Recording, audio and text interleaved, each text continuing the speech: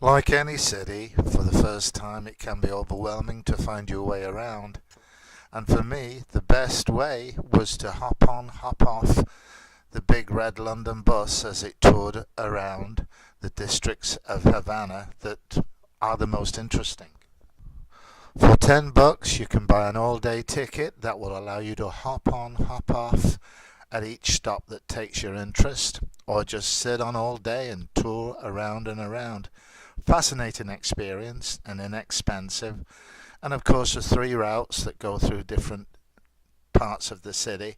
So by the end of the day you've got a pretty good idea of what Havana is all about and where you want to go the following day.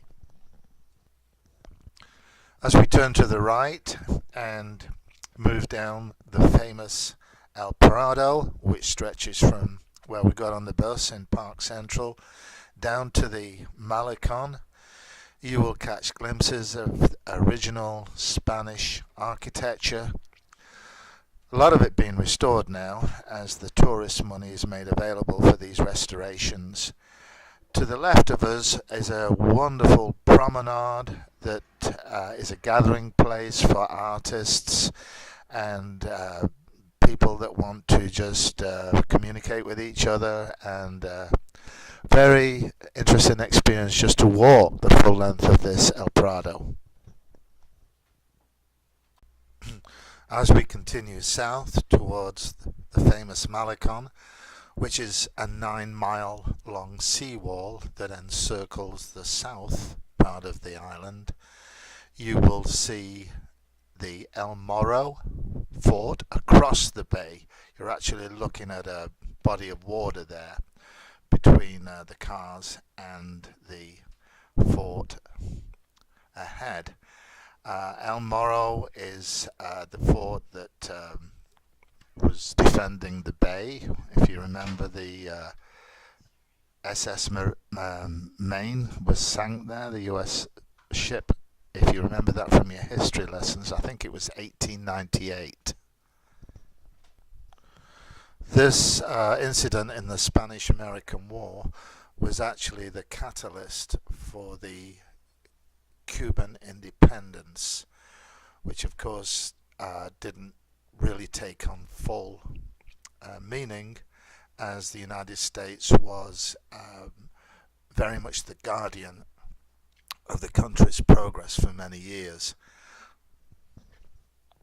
As we travel along the Malecon, you will see to the left several hotels, Airbnb places, bed and breakfast if you like, known as Casa Particulars. You'll see that here that Havana is only 90 miles from Key West, so it's a 1-hour plane trip, and here you are enjoying beachfront, or at least beach view accommodation.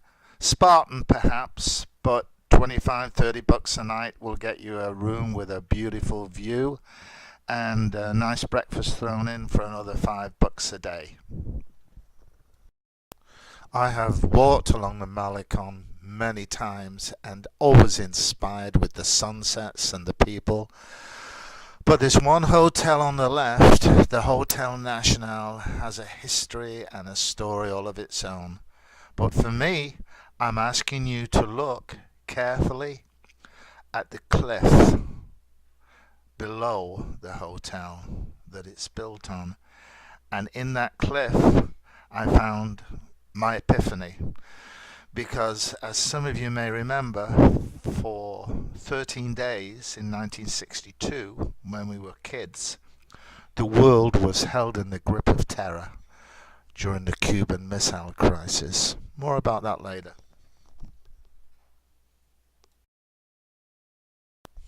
As we continue along the Malecon, you will eventually come to something which is probably even more important to Americans, and that is the newly restored and inhabited US Embassy.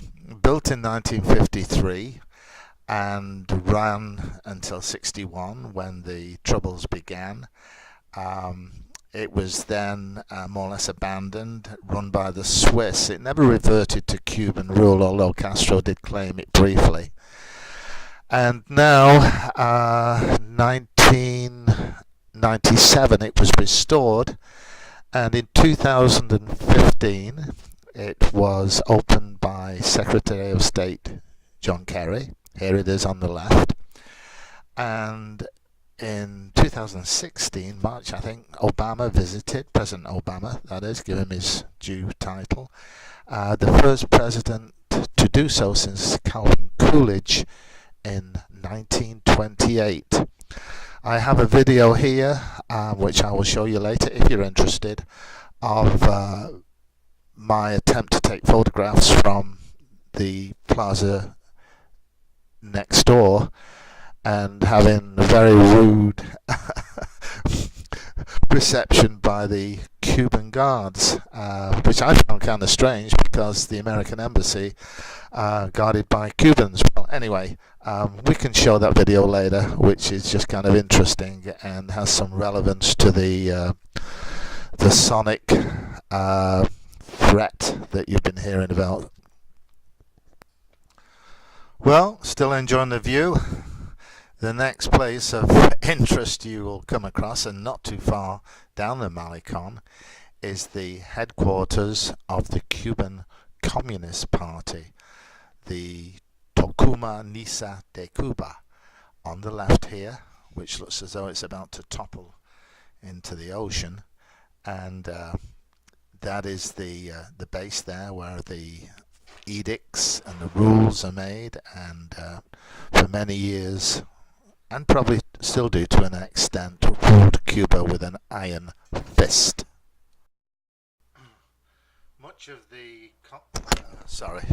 concrete block type buildings that you see were a product of the Russian support, which really gave a lot of credence to the revolution, but of course crashed out with the wall in 1991. Here you see the Paseo Mall, which is very upscale, and of course it's beyond the reach. The products and the items and merchandise in this store are beyond the reach of many Cubans. Financial reach, that is. Turning off the Malecon now, we make our way north up the Avenida de las Americas, which of course, a beautiful boulevard. Fifth Avenue, it translates to in English, but there's lots of elitist homes built during the 1930s, I think, with the strong Spanish influence evident everywhere. Moving past the monument to Gomez, the first president of Cuba and leading factor of the Cuban independence movement, we come into the famous square where Cuba is renowned for the speeches of Castro, which often lasted for hours, and on the buildings you'll see the effigies of Che Guevara, of course, and Camelia Cienfuegos, which he was like the third disciple of the revolution and renowned for adding humour to his exploits. And it's a very expansive square. To me, it's almost Russian style the way it's built. And of course all the cabs and what have you are arrayed there for these tourists' Mecca hub. As we are driving through the central part of the city, you'll see the huge cemetery, I think it's the second biggest in Latin America, of Cristobal Colon, or Christopher Columbus cemetery. I stayed straight across from here on one trip, and all day you would see hearses, taxis bringing the deceased to be buried here. A huge place. To me it was quite a morbid interest, but it was it did draw a lot of tourists. As we cruise through the suburbs, you will see many fine, desirable homes, and you do wonder, in a country of 11 million people, where 2 million live in Havana, just over 2 million, how on earth people can afford to live in these places with salaries of $20 or $30 a month. $40 is what a doctor earns, apparently, and many of them have to subsidize their income by driving a taxi. So, you know, that's the reality of it, but the houses are still there. Many of them were subdivided by the revolution to house multiple families. And everybody seems happy with it and seems to get along. Very little resentment this side of the Straits of Florida. Now in the next video you will see a lot of the resentment. Here we're now moving into the western part of the Malecon, and you will see how really poor the beaches are. If you remember in last week's video, you saw the senior citizens swimming there, but it's not a nice beach area, but it is a beautiful residential area. And as we finish up this part of the trip, before the loop of the tour bus starts again, we see the aquarium, and that is pretty much an overview of the central part and the Malecon. Of course, the old town is it's worth a whole 2 days exploration, fully by foot, in my opinion. There's so much to see, so much to do, but this is just a way of you being able to catch a glimpse of the city, the way it's laid out, and then of course you start to drill down and go to the places where you would be interested in taking more time.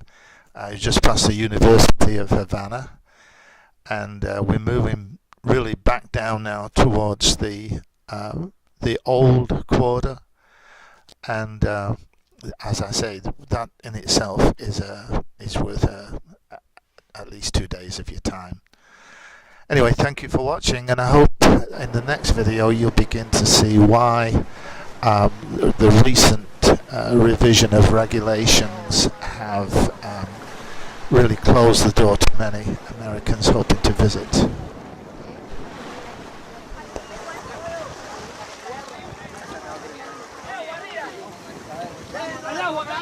Si me quedo aquí me voy a morir de hambre, de necesidad, de... ¿Usted se va solo o con su familia? O no, con toda mi familia ahí nos vamos.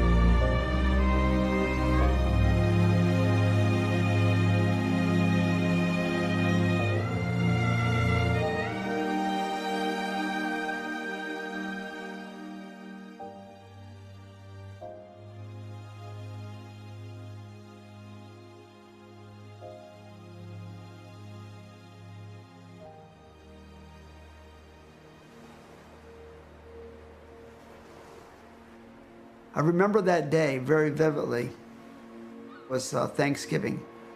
It was pitch black to the north, and to the east it was like this ray of light coming up where the sun was starting to come up. They called me the fisherman, but I really hadn't been out fishing a lot. My cousin Sam, he's more of a fisherman than me. He said, look for seaweed and look for debris, anything that was floating on the ocean surface. Maybe like 3 miles off the coast, I said to him, like that inner tube right there? He said, yeah, go over there. And I said to my cousin, look at man, it's a sick joke. He thought it was a doll tied to an inner tube. We thought it was like a joke, you know? We're rocking all over the boat, and all of a sudden, I see the hand move. He goes, hurry, go, go, go, go. And before I could blink my eyes, my cousin's not on the boat any longer. He's in the water, and he's screaming, it's a baby. When I got underneath him, he reached over, he grabbed me by the neck, and I tried to kick my way back to the boat.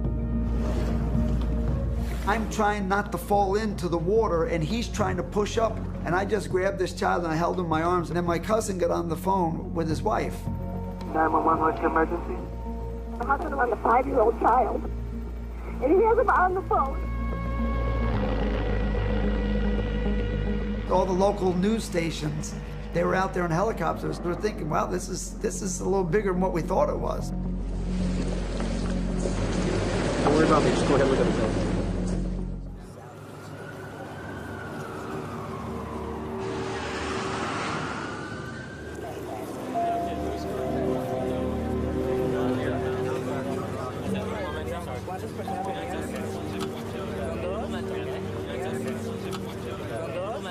Do you know this boy? Soy Elian González. Tal vez me recuerda, tal vez no.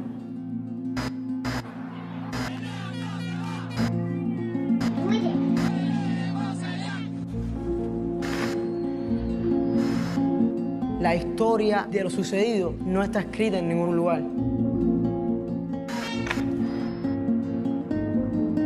Lo que quedan son las memorias de las personas, cómo lo vivieron. Peligrosa.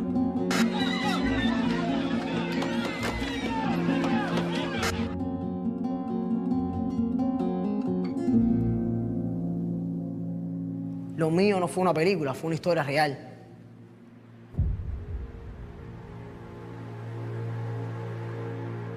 And from the ocean waters off the coast of Florida tonight, a real-life Thanksgiving story to tell you about. Found him clinging to an inner tube on Thanksgiving. Part of a group of 13 Cuban rafters. Only 2 others rescued alive. Elian's mother is believed to have drowned.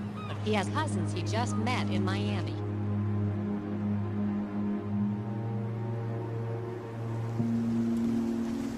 This is the story of a little boy from Cuba whose mother died bringing him to freedom in the United States. Or maybe it's the story of a boy shipwrecked in Miami, whose Cuban father just wanted him back. It was always supposed to be Elian's story, although a lot of other people would try to make it their own. The first thing that came to my mind, how did he survive by himself when he's only 5? And the only thing I could probably say that it's just a miracle. God wanted him here for freedom. Here. And he's here, and he will get it. So when I saw the press there, to me that was normal. That's what they're there for. When Elian and his cousin Maris Lacis waved goodbye from the hospital the next day, the story could have ended there. Another Cuban rafter makes his home in Miami. Ready to go home. Like so many Cuban families, the Gonzalez clan had come apart in the years after Fidel Castro's revolution. From the small town of Cardenas on Cuba's north coast, aunts and uncles of Elian's father had made their way across the Florida Straits, settling in the Miami enclaves of Hialeah and Little Havana.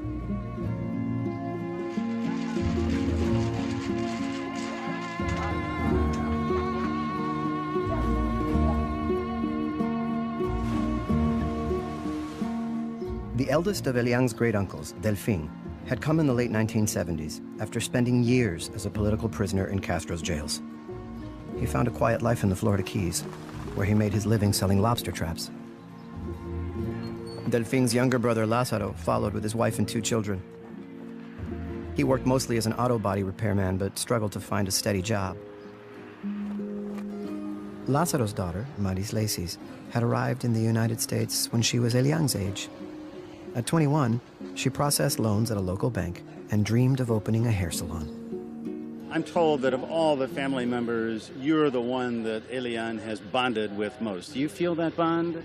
I sure do. Definitely. I feel like if he's been my brother since a little kid. ¿Cómo está, niño? Dile bye. A ver, saluda a la gente. Salúdalo. Dile. Hola. Óyeme, Elian, ¿qué has hecho? ¿Te comiste mucho? ¿Te has jugado con tu primo? ¿A qué jugaste con ellos? So if this little boy has to go back to Cuba, it would really break your heart, wouldn't it? Sorry. His mom died for him. And I feel that he deserves to be here. 'Cause that's what his mom wanted, and his mom is first to me. We were also scared to ask him what happened. And then there was that day where he said, and I woke up and my mom was not there. She must have drowned. She drowned. I swallowed real hard and I grind my teeth not to cry. And I looked at him and I said, she's always watching over you. So don't ever say your mom's dead, because she has to always live in your heart.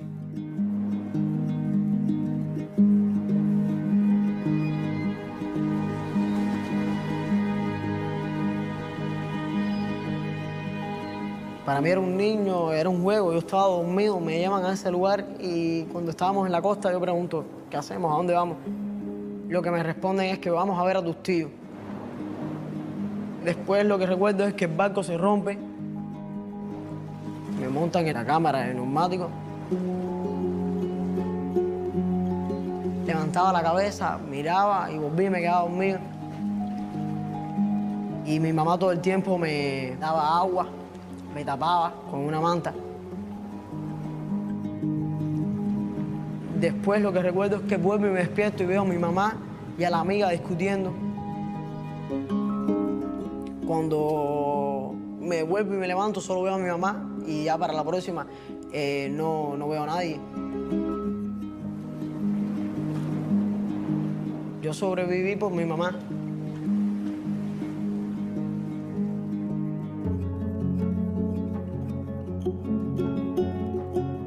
Ya habían rumores en la calle de que sí, se habían ido para afuera, pero en ese momento ahí no se sabía nada de qué había sucedido. In Cuba, Elian's father, Juan Miguel, hadn't known that his ex-wife and her boyfriend had taken Elian away on a homemade boat, hoping to start their lives over in the United States. Frantic to find them, Juan Miguel and his parents immediately began calling their relatives in Miami. But almost from the start, the two sides of the family were talking past each other. ¿Cuál es la orientación de nosotros como familia hacia ellos? Bueno, cuídenlo, que todo salga bien hasta que se pueda hacer los trámites para traerlo para acá. Yo pensé que simplemente haber perdido a su madre y yo como padre reclamarlo, simplemente lo que tenía que coger el niño en un avión, montarlo y traérmelo para Cuba. I remember my dad saying that, Juan Miguel says to take care of him so he could come over here. And the beginning of everything, I always had a picture in my mind that he was gonna come and stay, and it was like, wow, my whole family's gonna be reunited. Juan Miguel's branch of the family was rooted comfortably in Cuba. He and his parents were loyal members of the ruling Communist Party. And Juan Miguel, who had remarried, had a good job at the nearby beach resort of Varadero. When they needed help, they didn't hesitate to ask the Cuban government. No, Juan Miguel González. Comencé a preguntar, a averiguar, a ir al partido, al gobierno, a dónde yo tenía que hacer reclamaciones, cómo tenía que hacer para buscar el regreso, el retorno de mi hijo. Nuestra familia en Miami siempre tuvieron la esperanza de que mi padre algún día pudiera estar junto a ellos allá. En ese principio, de momento, tuvieron la fe y la buena idea, esperanza de ayudarnos. Ya entonces la familia cambió.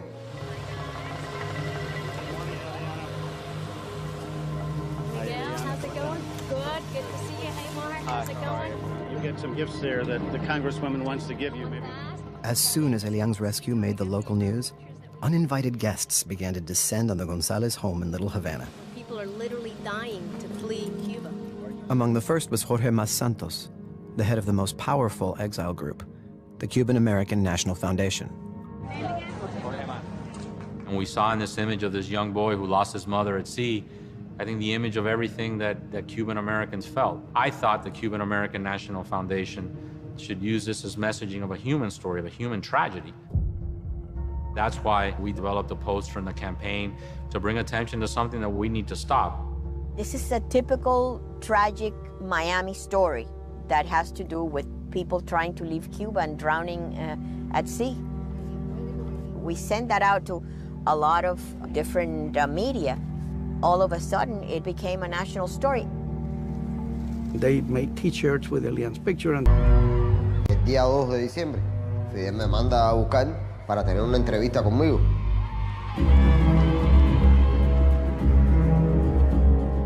Me dice, mira, si tú la decisión que tomas es que tú quieres irte, no hay problema ninguno. Nosotros en el Estado cubano te abrimos todas las puertas, te hacemos todos los trámites y tú vas con tu familia y te unes con el niño.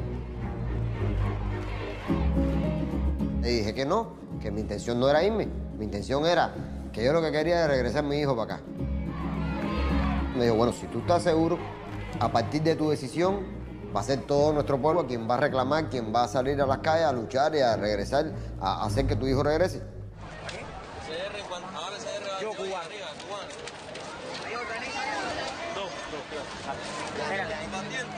Pues van a haber millones de gentes en la calle reclamando la libertad del niño, que no cesarán hasta que devuelvan al niño.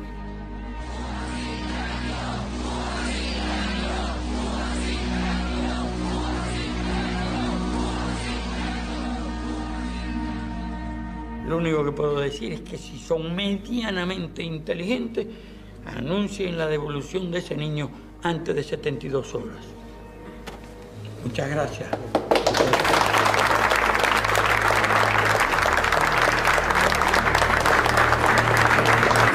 NBC News in depth tonight. It's a struggle over a little boy. White House officials clearly don't want this dispute to become a big international incident. Don't forget, that country is in an election campaign, says Castro. America has determined enemies who hate our values. We've just begun to fight. well, of course, I'd rather grow up in the United States, but there may be other considerations there. The uprising that brought Fidel Castro to power in 1959 overthrew a brutal dictatorship that was closely allied with the United States. The revolutionaries promised a more just and democratic society, even as Castro consolidated his own power quickly and ruthlessly. Well-off Cubans began fleeing to Miami as soon as the rebels took power, and the exodus continued as Castro confiscated private property and nationalized American-owned oil refineries. Are you a communist, Fidel? Well, wait for the history.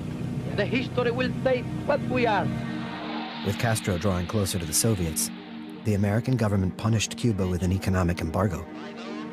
Then it backed an invasion by Cuban exiles at the Bay of Pigs.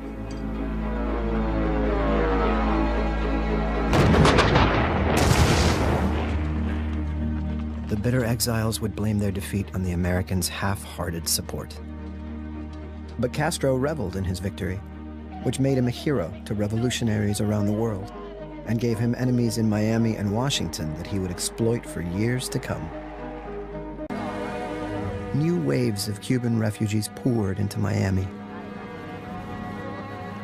What are conditions like there now? In Cuba, Yes? bad condition. We have no dress, we have no food. We have difficult for all things there. Where do you plan to settle here in the United States? In Miami, where my mother lives, and my sister.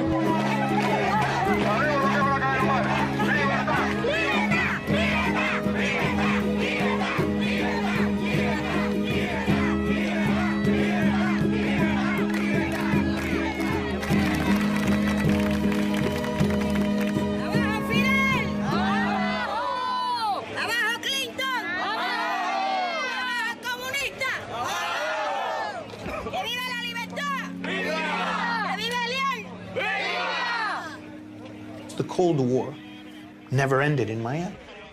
A mother died getting her kid out of Cuba to get him to freedom. Of course we're going to hold that child because we don't want him to go back.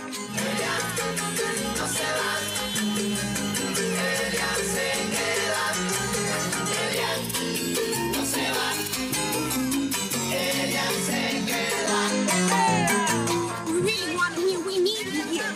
We have a role to play in protecting freedom, and when people risk everything to come, even if they're a 5-year-old kid, they ought to be allowed to stay.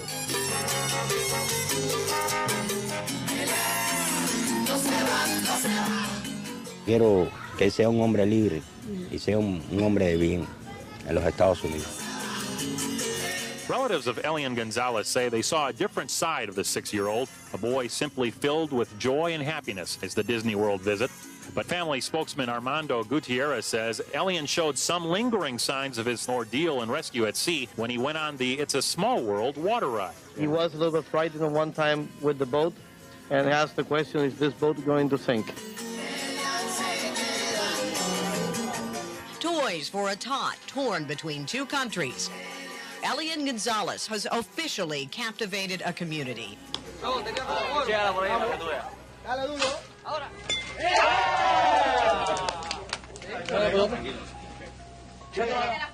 Los recuerdos de cuando estaba con mis tíos son recuerdos muy vagos. Todo era confuso, yo no conocía a las personas que estaba viendo.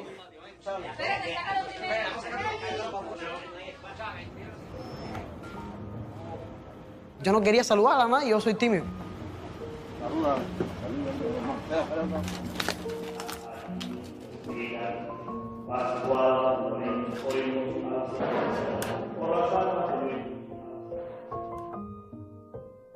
Hacía volar la imaginación de un niño, me creía que era Superman, me creía que era Batman.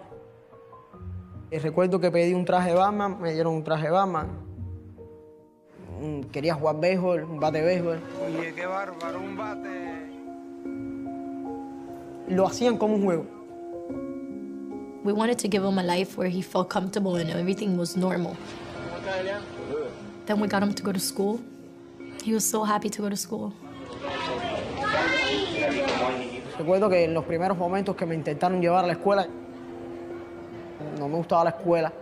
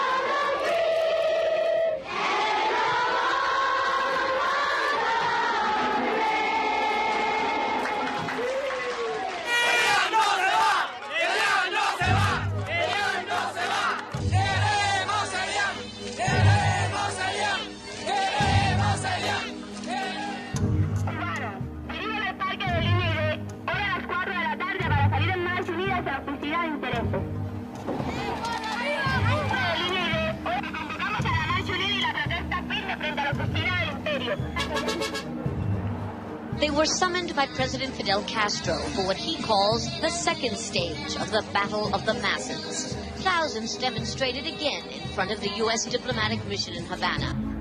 Fidel asked me to work with Juan Miguel, helping him to recover his child. The boy's father joined other Cubans at a weekend rally demanding the child be returned. American immigration officials will interview the father here in Cuba, give him a chance to assert his rights and prove his paternity. We had this very unusual circumstance of a father in Cuba asking for the son to be returned to him. It was pretty unprecedented. I mean, typically people who came to the United States from Cuba came because they wanted to stay here. As the Immigration Service, we had to determine whether this was actually the father, and since the child had come to the United States with the mother, whether the father had a relationship with the child. What was the family story?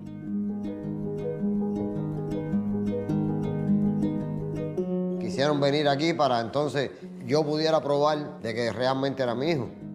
Quisieron también ver si yo de verdad era un padre preocupado por él.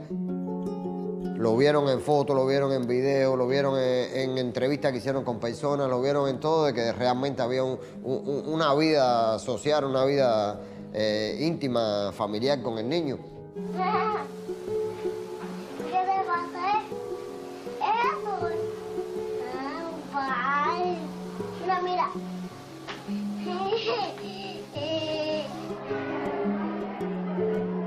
el mismo cariño que mi familia, mis padres me transmitieron cuando niño, traté de transmitirlo, de hacer lo mismo. Juan Miguel and Elisa had married as teenagers, and it had taken them years and 7 miscarriages before Elian was born. Strains on the marriage eventually led them to separate, but they set aside their differences to build a new relationship around the son they both adored. Seguimos con la misma unión, como si fuéramos hermanos. Inclusive aquí estando separados yo de la madre, el cumpleaños lo celebrábamos juntos, la fiesta la hacíamos juntos, todo era junto. Por primera vez en su 6º cumpleaños no estuviera al lado mío.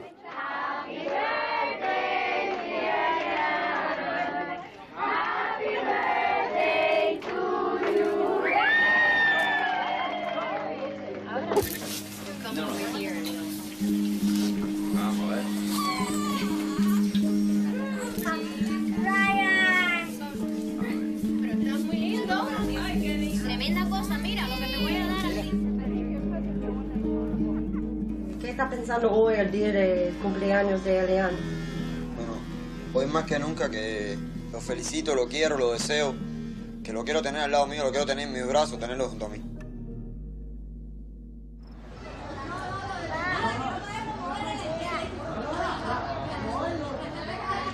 Eiti, luego te cuento lo de la fiestecita de la escuela. Eiti, tírame besito.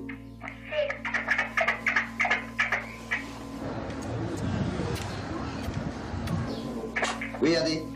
Hasta luego, Eliancito. Pronto nos vemos, ¿viste? Pronto nos vemos.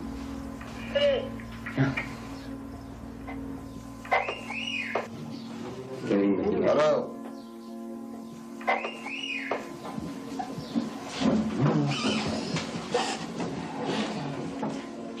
Que ellos no tienen derecho ninguno sobre el niño. Todo el derecho del niño lo tenemos nosotros. Yo que soy su padre, que estoy reclamando, que quiero que lo antes posible esté aquí. Lo que están haciendo no es ningún bien para el niño, ni ningún bien para nosotros. Y el que de verdad tenga hijos y se sienta humano, no hace lo que están haciendo. For me, seeing my cousin on TV. The case of Elian Gonzalez has been a difficult one, complicated by the fact that several people other than Elian's father claimed to represent him. INS has determined that Elian should be reunited with his father. And then we said, by January 14th, he's to be turned over to the INS so that he can be returned to his father. What did I think at that time? Did I think it would happen? I don't know. A fight was on, a fight was on.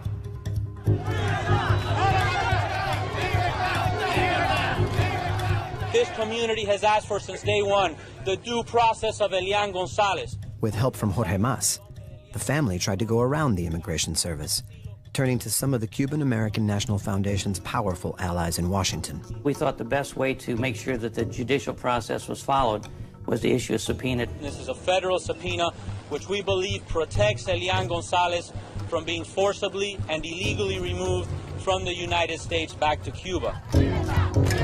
In Miami, people celebrated the subpoena, which orders little Elian to appear before U.S. Congress in an effort to delay his return to Cuba.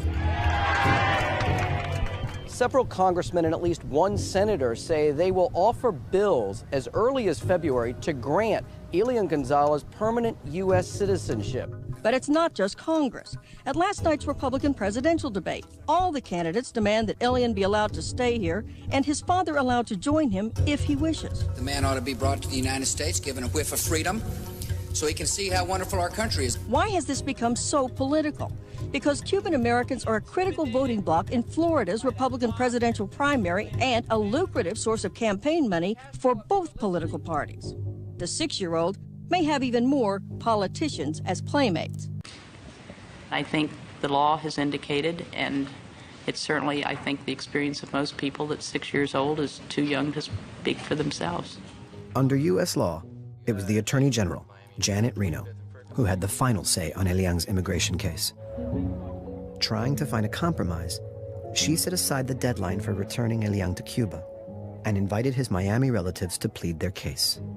Today we have filed a very significant lawsuit in federal court. It is the case of Elian Gonzalez versus Janet Reno. My hope is that people will look at this little boy and get him into a situation where he can live a normal life without television cameras and the world in his face. Watch out there, watch out, guys. Señor.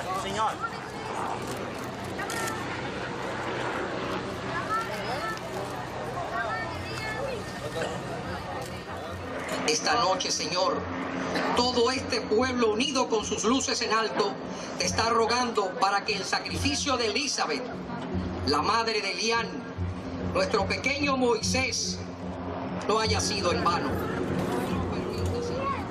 Elian himself had said almost nothing in public during his time in Miami. But one night in January, a camera caught him yelling at a passing airplane, and his words quickly became a point of contention.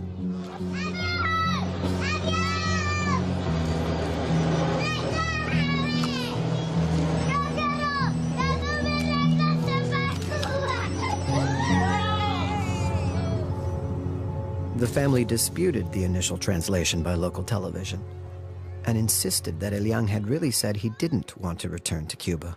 He is being manipulated. That is what really concerns me, and it has been concerning me for a long time.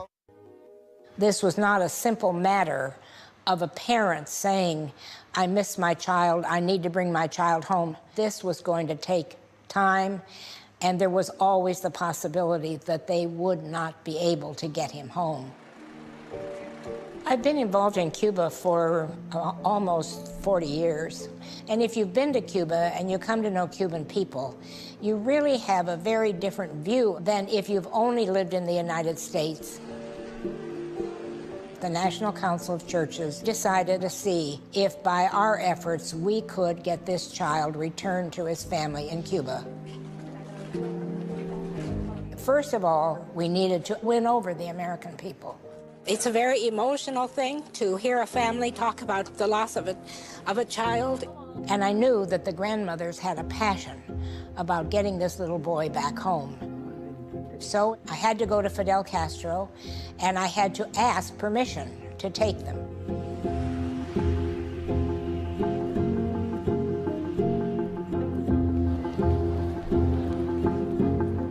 The grandmothers came, and we tried to arrange a visit for them with Elian, who of course was in Miami.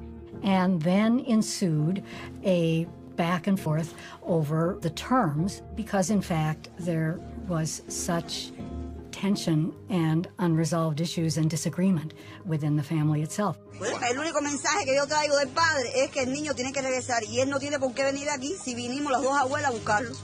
Ellos pueden venir ya que tienen la oportunidad de venir a Miami, que es donde vive el niño y donde vivimos la familia Los González. Yo les ruego de que hagan todo lo posible porque el niño nos lo entreguen a las abuelas para que mi hija pueda descansar. With local television stations covering the tug-of-war live, Elian met with his grandmothers at the home of a Miami nun who was an old friend of Janet Reno. I wasn't allowed to stay in the room with them, and this was the perfect time for him to tell her, I want to leave with you, if that was what was in his heart. If that would have been me, I would have run to my grandma and tell her, take me. But he didn't. Actually, he did the opposite. He ran out of that room, and all he said to me is, run, run, they're gonna take us. It just made me feel, wow, I need to fight for his freedom just like his mom gave her life for it. I think for the grandmothers, the meeting was extremely frustrating, and they felt that he was in danger. They felt he was drugged. But they did go home having seen Elian, and they did go home more determined that they had to get him home.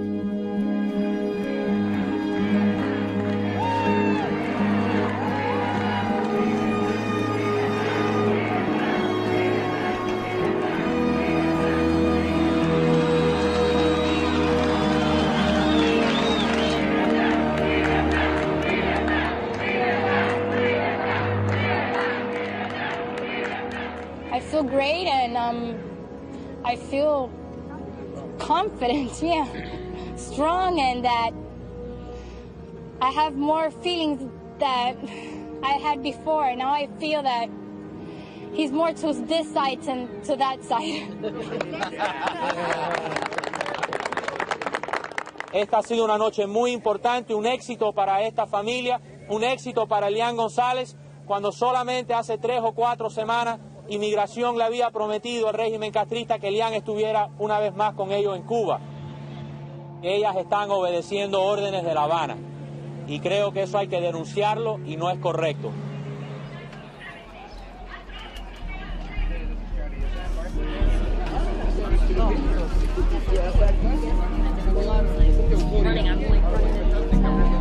You going in a big ass hurry, man? At that time, I was a freelancer for AP. One morning, I get a call from my editor, and he says, all right, this is what I want you to do. You cover Elian every day.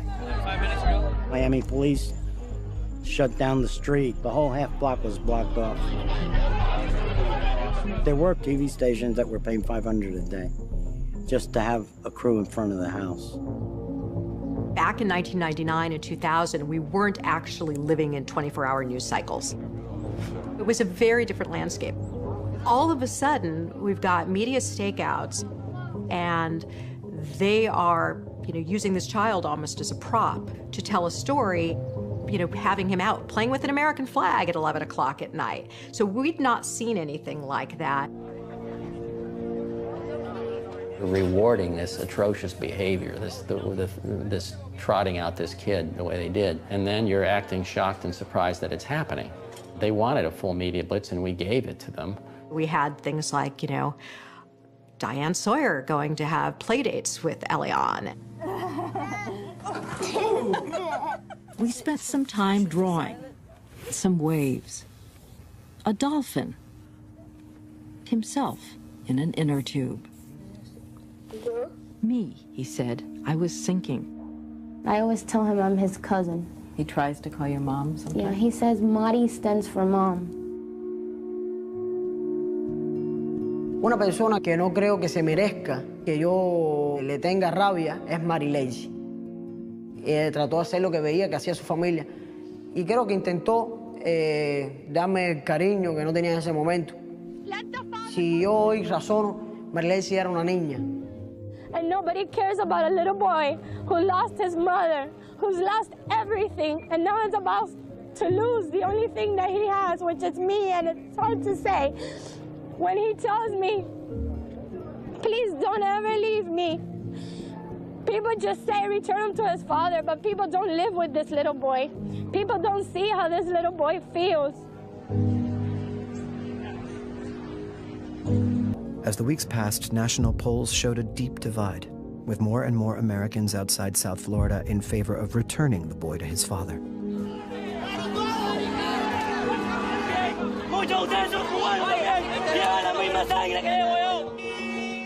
But in Miami, the exile's fury continued to grow, spilling over into protests that blocked traffic on the highways and exasperated many of the city's non-Cubans. I'm a parent, and I believe that a child should be with his father.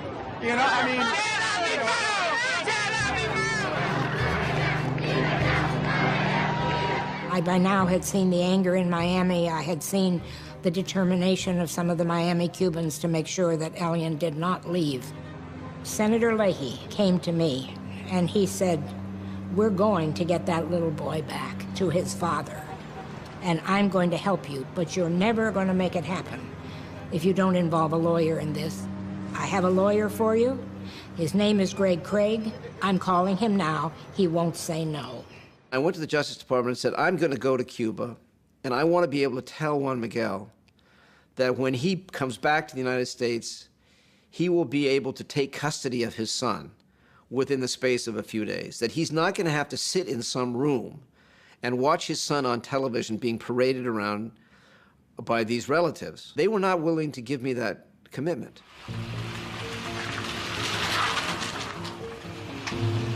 I had nothing going down to Cuba other than to say, now's the time to do it.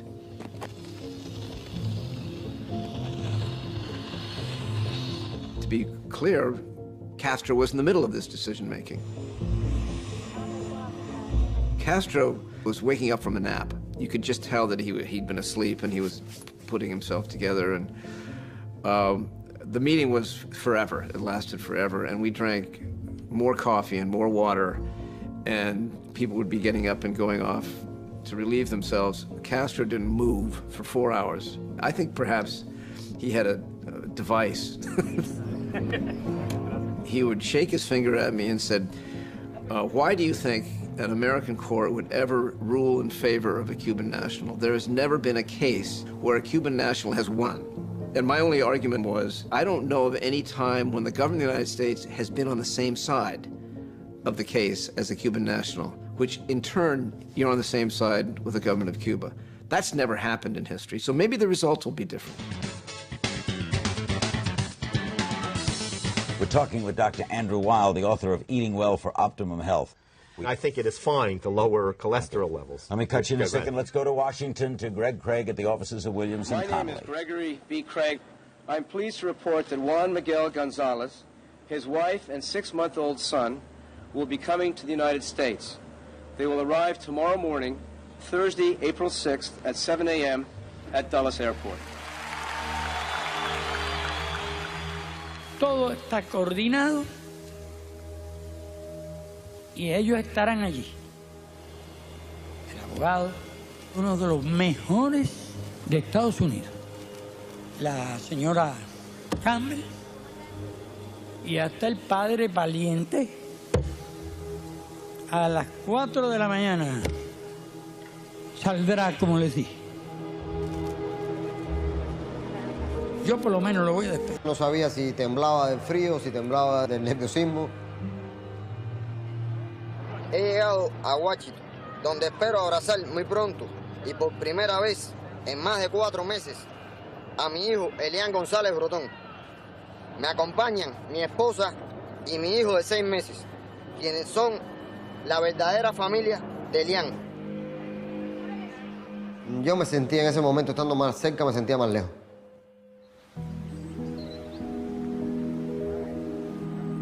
It was the next day that we had the meeting with the Attorney General. I'm driving the car, and I'm saying to myself, now is the time to tell Juan Miguel what his options are. There's no Cuban diplomats, Fidel Castro is not in the room, it's just the family. So I said to Juan Miguel, if you want to get Elian back this afternoon and stay in the United States with your family, you will have that opportunity because you're going to have the Attorney General of the United States, you're going to have the Commissioner of INS, and they will grant that request if you want to do that. He says, thank you very much.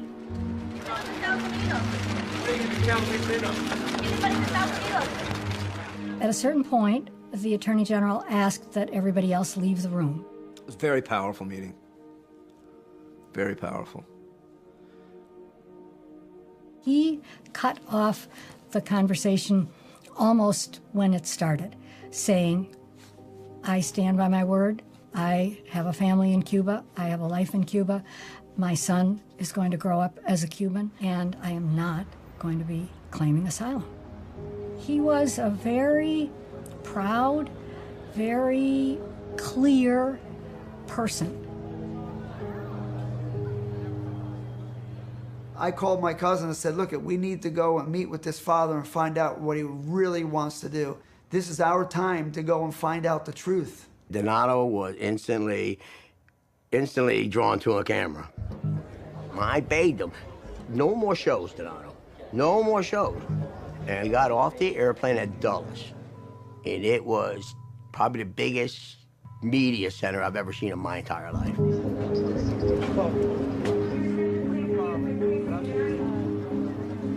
Once we got into the car from the airport, it was within 60 seconds that I knew I was in the car with the Cuban National Foundation. They were already brainwashing Donato and trying to brainwash me. They wanted to look like that once we got there, that Juan Miguel refused to meet us. Juan Miguel came in and, in a very sincere way, thanked them for having saved Elian's life. Juan Miguel was a very, very heartwarming, loving father with tears in his eyes when he would talk to me. My heart told me the right thing, and he wants his child back. A Sam desde el primer momento lo vi como una persona de familia. Una persona que tenía hijos, una persona que inclusive era cariñosa. We're talking about a 6-year-old little boy here, people. It's a child. That's what we need to be concerned about, nobody else. The rest of it is all BS, man. We need to put this baby to rest right now. Donato has to speak for himself. I said, I'm Donato, the fisherman, the one they call El Pescador. I was there when your son was about to drown. And man, this guy's eyes started to well up with water. And I ran over there and I grabbed him and I hugged him. Lo había visto manipulando a mi hijo, metiéndolo en una bandera. Lo había visto haciendo miles de cosas con él. Y de buena primera se echa a llorar delante de mí. Se arrodilla en el piso delante de mí. Estaba haciendo algo que no era sincero.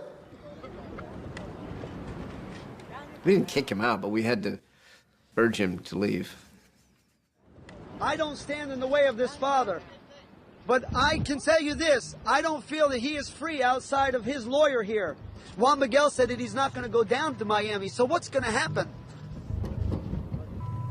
We needed a family meeting, away from the media, governments pitted against each other, the Cuban-American National Foundation versus the Castro brothers. It needed to get out of that. And we needed a neutral third party, which I thought was the Catholic Church. We got the blessing of the Pope about using the Vatican Embassy in Washington. I had a private jet prepared. Elian was going to be taken to my home that evening so that he could be on a plane at 4 in the morning. I got a call from Jorge Mas saying to go to Elian's house and tell the family to bring Elian to Washington. I went into the house and I said, if you ask me, I wouldn't do it. Because if you're going to ask me for any guarantees as to what's going to happen, I can't give them to you. And I remember there was a huge thing of seafood or paella or something, and Lázaro was so tense by this time that he grabs his phone and throws it in there, and I'm just sitting there and I'm watching this phone, sinking into the rice. El niño tiene su nuevo hogar y vive aquí. Y para su mejor conocimiento, Elian me dijo que no quería ir a Washington.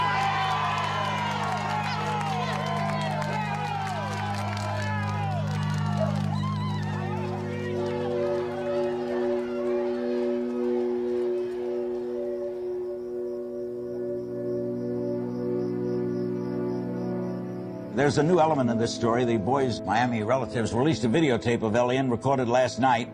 It shows him on a bed. We're going to show it to you. It's not clear who was in the room with him, whether he was coached or not. Papá, yo no me quiero ir para Cuba. Si tú quieres, quédate aquí. Yo no me voy para Cuba. Yo les digo a ustedes dicen que me quieren para Cuba, pero yo les digo a ustedes ahora que yo no me quiero ir para Cuba. Si quieren, si ustedes quieren, quédense aquí, pero yo no me quiero ir para Cuba.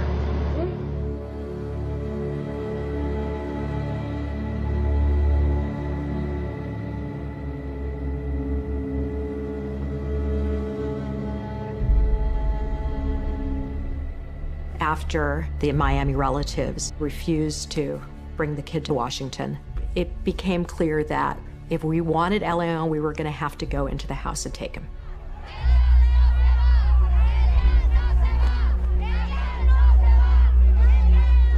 For the last couple of days, we weren't even 100% sure that Elian was even inside the home. He was not being brought out by family members. He didn't make appearances into the crowds. The less we saw of him, the more concern we had as to his welfare.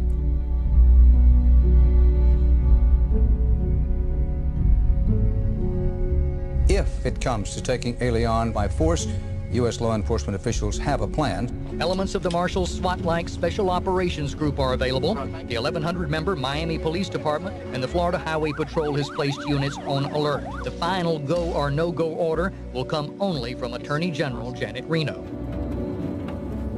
For weeks, the government had been assembling a shock force of federal agents to seize Elian if necessary. But Janet Reno had misgivings that went beyond her loyalty to Cuban exiles in Miami. But Janet Reno was somebody who made her decisions based on the facts and the law. Instead of discussing how Elian should be reunited, the attorneys for the relatives continued to demand that we revisit the issue of whether Elian should be reunited. That is not what the law provides.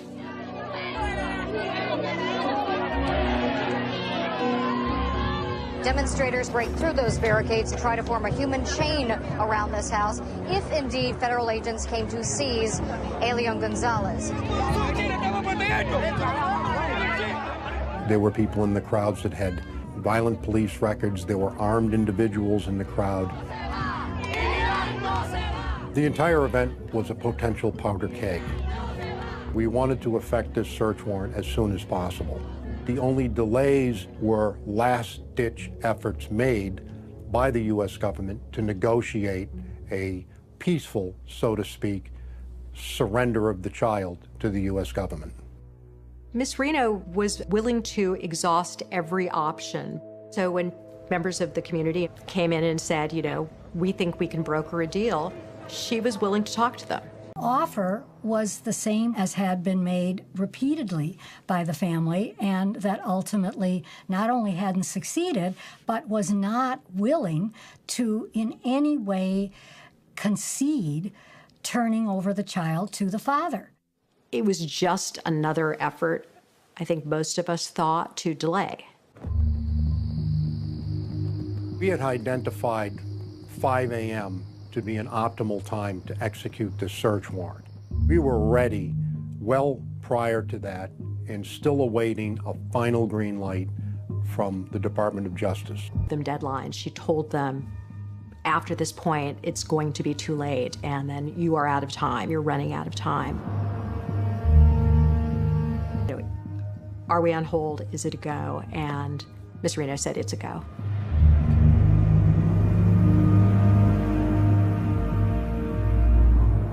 Then about 4 o'clock, we get a call from Aaron, and his voice is almost shaking. And he says to me, you got 5 minutes to wake everybody up.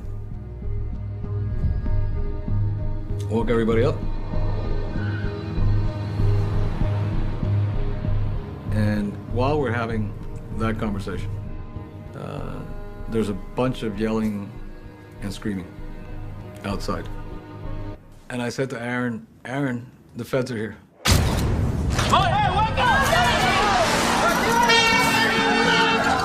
Can we go live? Can we go live? Are we shooting it? Federal agents, stay back behind the barricade! Back behind the barricade! Hordes of people were going to do everything in their power to prevent us from reaching the front door. They chanted, they screamed, lights went on, they formed human chains. We virtually had to push our way to the front door. Behind us, there was a riot going on.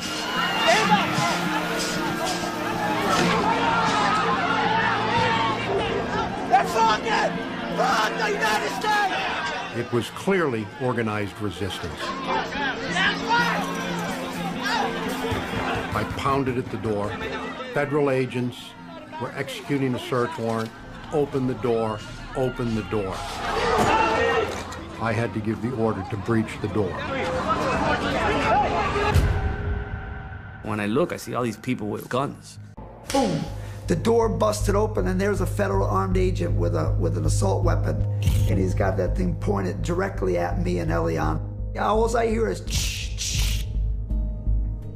I'm flashing, I'm strobing this guy in the face. It was, you know, freedom of press. You can't touch that.